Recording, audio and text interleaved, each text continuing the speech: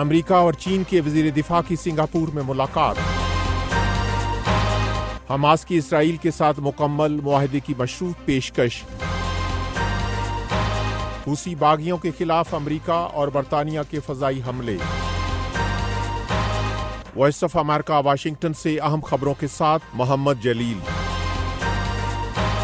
امریکہ کے وزیر دفاع لارڈ آسٹن نے جمعے کو سنگاپور میں اپنے چینی ہم منصب سے ملاقات کی ہے۔ یہ ملاقات سنگاپور میں منعقدہ شانگری-لا ڈائیلاگ کانفرنس کے موقع پر ہوئی۔ امریکی حکام کے مطابق آسٹن نے تائیوان کے قریب چین کی فوجی سرگرمیوں پر تشویش کا اظہار کیا ہے۔ ادھر چین کی وزارت دفاع کا کہنا ہے کہ اس موقع پر بیجنگ نے واشنگٹن کو خبردار کیا کہ وہ چین اور تائیوان کے معاملے میں مداخلت سے باز رہے، تاہم دونوں فریقین نے باہمی فوجی رابطوں کو برقرار رکھنے کو اہم قرار دیا۔ اس ملاقات میں یوکرین اور غزہ کی صورتحال کے بارے میں بھی بات چیت ہوئی۔ سنگاپور میں شانگری-لا ڈائیلاگ کا اجلاس جمعے سے اتوار تک جاری رہے گا، جس میں امریکی اور چینی وزیر دفاع بھی خطاب کریں گے۔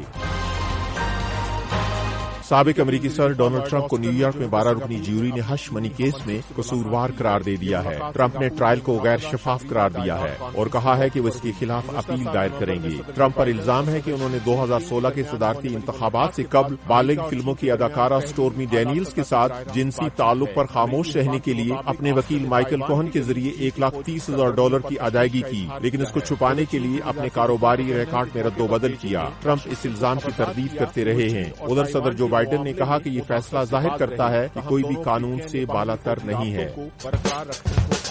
یہ وائس آف امریکہ واشنگٹن ہے۔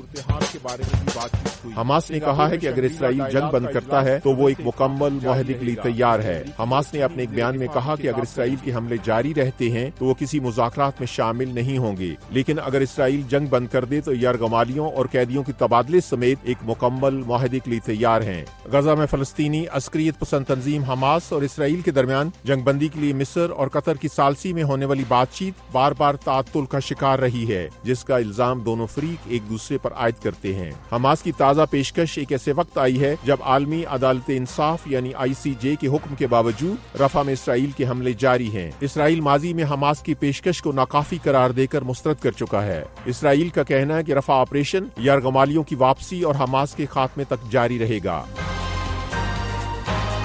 امریکی حکام کا کہنا ہے کہ صدر جو بائیڈن نے روسی سرزمین پر حملوں کے لیے امریکی ہتھیاروں کے محدود استعمال کی اجازت دے دی ہے۔ خبر رساں ادارے ایسوسی ایٹڈ پریس کے مطابق صدر بائیڈن نے صرف یوکرین کے دوسرے بڑے شہر خارکیف کے دفاع کے لیے روس کے اندر امریکی ہتھیاروں کے استعمال کی اجازت دی ہے۔ امریکی عہدیداروں نے نام ظاہر نہ کرنے کی شرط پر کہا ہے کہ روس کے اندر حملوں کے لیے امریکہ کے فراہم کردہ طویل فاصلے کے میزائل کے استعمال پر تاحال پابندی ہے۔ یوکرین نے امریکہ سے استدعا کی تھی کہ وہ اپنے دفاع کے لیے روس کے اندر فوجی اہداف کو نشانہ بنانے کی اجازت دے۔ ادھر روس کے صدر ولادیمیر پوٹن کہہ چکے ہیں کہ روس کے خلاف مغرب کے فراہم کردہ ہتھیاروں کے استعمال سے تنازع پھیل سکتا ہے۔ امریکہ نے دعویٰ کیا ہے کہ روس یوکرین میں شمالی کوریا کے میزائل استعمال کر رہا ہے۔ امریکہ کے محکمہ دفاع کا کہنا ہے کہ یوکرین میں اسلحے کے ملبے کے تجزیے سے اس بات کی تصدیق ہوئی ہے کہ شمالی کوریا روس کو ہتھیار فراہم کر رہا ہے۔ ادھر شمالی کوریا کے مطابق اس کے ہتھیار اپنے دفاع کے لیے ہیں۔ Voice of America Urdu service کا ٹی وی شو ویو 360 آپ دیکھ سکتے ہیں آج نیوز پر پیر سے جمعہ شام 7:30 بجے۔ امریکہ اور برطانیہ نے یمن میں کئی مقامات پر حوثی باغیوں کے تقریباً 13 ٹھکانوں پر حملے کیے ہیں۔ یہ حملے ایرانی حمایت یافتہ حوثیوں کے بحیرہ احمر اور خلیج عدن میں تجارتی جہازوں پر مسلسل حملوں کے رد عمل میں کیے گئے ہیں۔ حکام کے مطابق امریکی اور برطانوی جنگی جہازوں نے حوثی باغیوں کے زیر استعمال تنصیبات، کمانڈ اینڈ کنٹرول سسٹم اور دیگر کئی تنصیبات کو نشانہ بنایا ہے۔ ادھر برطانیہ کے وزیر اعظم رشی سونک نے ان حملوں کی تصدیق کی ہے۔ انہوں نے کہا کہ یہ حملے حوثی باغیوں کے بین الاقوامی تجارتی جہازوں پر ہونے والے حملوں کو روکنے کے لیے اپنے دفاع میں کیے گئے ہیں۔ دوسری جانب حوثی باغیوں نے دعویٰ کیا ہے کہ ان فضائی کارروائیوں میں 13 افراد ہلاک ہوئے۔